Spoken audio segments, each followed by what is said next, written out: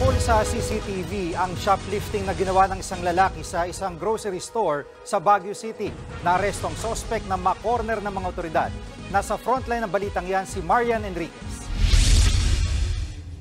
Sa kuha ng CCTV na ito sa Baguio City noong Martes ng umaga, tila tumitingin lang sa mga paninda sa grocery store ang isang lalaki na naka-blue t-shirt. Pasimple itong lumapit sa shelf at kumuha ng paninda. Agad niya itong isinilid sa kanyang bag at saka umalis.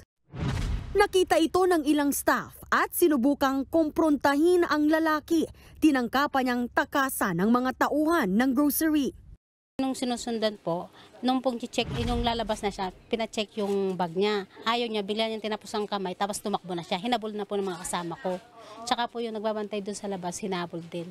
Kaya nahuli doon sa may, sa may police station na kinuyog na siya.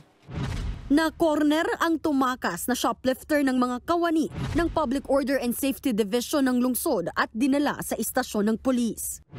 Yung ating mga enforcers, napansin nila na may nagra-rush na tumawid na parang may hinahabol, and then they ask what happened. Yun na nga, sinabi na may nangyari daw na shoplifting, and then ayun, hinabol nila yung tao.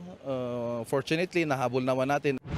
Tinangay ng lalaki ang isang pakete ng biskwit na nagkakahalaga ng 46 pesos. Ayon sa staff ng grocery, madalas daw nilang makita ang suspect sa grocery store.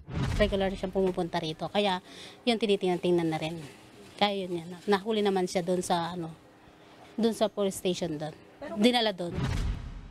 Sa huli, binayaran ng lalaki ang ninakaw na biskwit. Hindi na nagsampa ng kaso ang pamunuan ng grocery store laban sa lalaki. Nagbabalita mula sa Frontline, Marian Enriquez, News 5. Mga kapatid, Jiggy Manikad po, iba na ang may alam at may pakialam sa panahon ngayon.